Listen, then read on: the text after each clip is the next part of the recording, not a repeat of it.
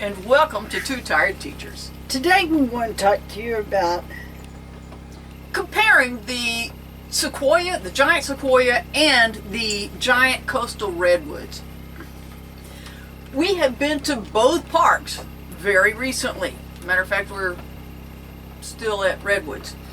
And I knew I wanted to see both places, but wasn't really sure what all the differences were going to be. the trees in both places are massive. I mean, Bigger than a tree. Okay? A tree taller than the Statue of Liberty. And so the things they have in common, they're both trees and they're both giants and ancient. One of the main differences is where they grow. Yes. Now, both of them are in our country, are located in California, but the sequoias are more central in a higher elevation, and the redwoods are coastal redwoods here along the Pacific coast. in the northern part of California. Okay, I'm going to read some facts about sequoias. Mylena will read the fact about the redwood.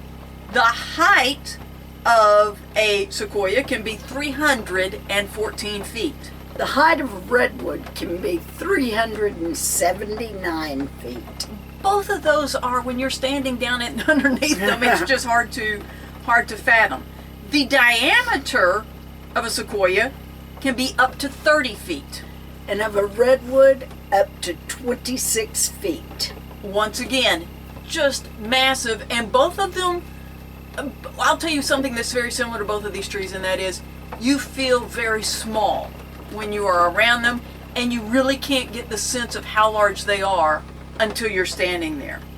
Okay, the age. Sequoias can be more than 3,000 years old. And redwoods, more than 2,000 years old. Which is just mind-boggling. Based on what we saw, the bark of the giant sequoias felt more kind of spongy. And we learned at the visitor center That it can be more than 2 feet deep. whereas the bark of these giant redwoods has felt wet for the most part, but it's hard. And Sequoia National Forest is a destination. It's a national park. You drive either to the northern or southern entrance. The northern entrance is also Kings Canyon, and that really is where the giant sequoias are located, up in that area. If you only have time for one entrance, that's the one to use. Yes. But it is a destination. You go there, you pay your fee, you enter the park, you see the General Grant, you see the General Sherman, you walk through this giant grove, you can drive under a tunnel tree. It's fascinating and amazing. But it's a limited park. The Redwood State and National Forest Or park. encompasses 65 miles from south to north.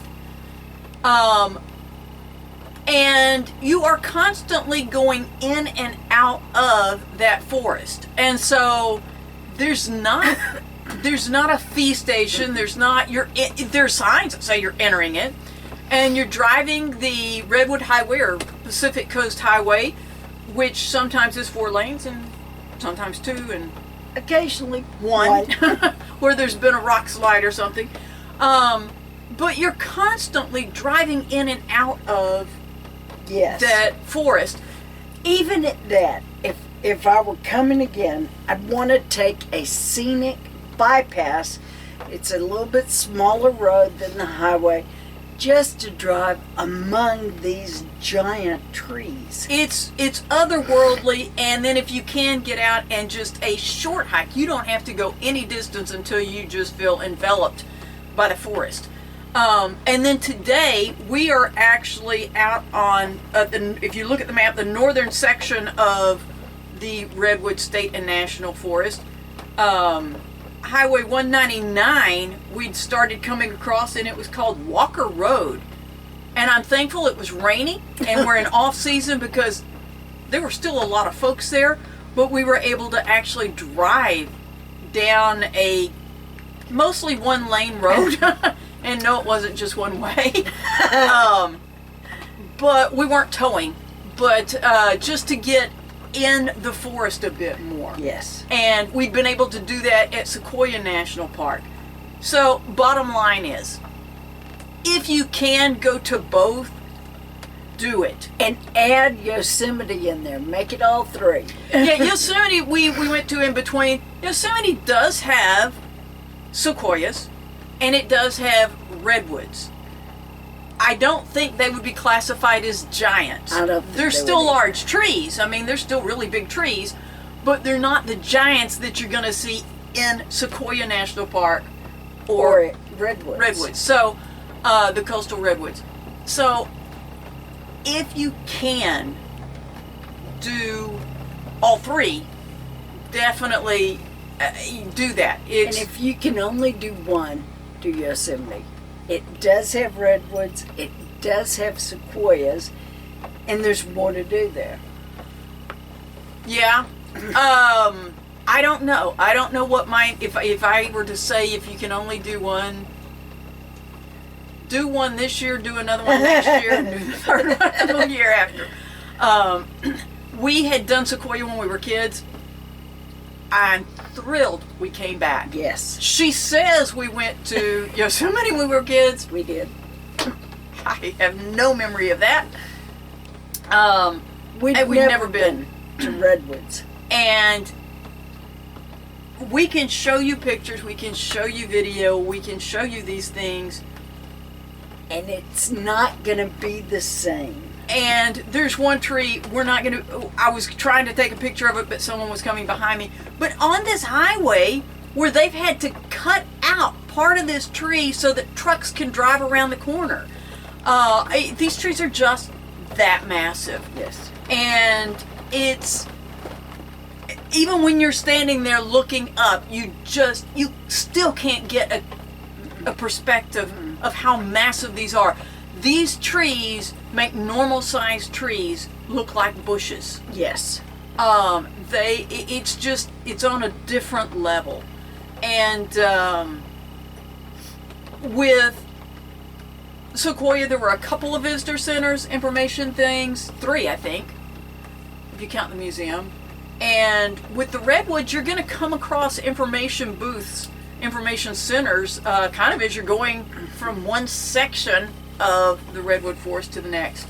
Did you mention the Statue of Liberty? I did. Okay. I did. That these trees are, and the sequoias, the trunk, the massiveness of that trunk is consistent further up the tree. Whereas the redwoods are really more shaped like a tree, and they keep getting narrower and narrower. However, some of them have, and the ranger actually called this a second trunk. Yes. Instead of just a branch that comes out, it's a second Yes. trunk where the tree comes out and Yes. starts up another tree. And the world's largest tree is located in Sequoia National Park. That is General Sherman. And the world's tallest tree is located just a few miles from where we are. And I asked the ranger specifically, I said, where is that tree? And he said it's in a restricted area. It's protected. And he said the reason it's so tall is because it's actually, the root is down in a valley, in a ravine, and it's growing up. And so the trees that are higher up on the ledge there that are normal sized trees are growing up with it, protecting the tip of it, protecting Yes. the top of it, so that lightning nor wind or anything has broken that off. And he said it doesn't look like the tallest tree because it's the roots of it are down in this. Yeah, the base of that tree, the trunk of Is that tree down. is down. And so at the top, it looks the same height as all the others, but what you have to see is that the trunk of the other trees starts. And by the time you get down to the trunk of that, you can't see the You top. can't see the top. It's so massive. And so, like I said, when we were starting this trip, I knew I wanted to come to all three parks. Knew we were planning to come to all three parks. Thrilled we came to all three parks. Yes. But if you're just kind of like, okay, what's the big deal? They're big trees. They are giants. They're called giants for a reason. Yes. And at both parks, the closest you can say is it feels otherworldly. I mean, you just feel like you're in Land of the Giants, and you're the ant. It's just there's until you're standing there, you just really can't get the perspective. We're going to show you pictures. We're going to show you everything we can, but it's that not the same. standing there, being surrounded, that is just mind blowing. So, if you've wondered what the differences and the similarities are, this is not scientific, in case you haven't picked that up. But it's just kind of a layman's view of Yes.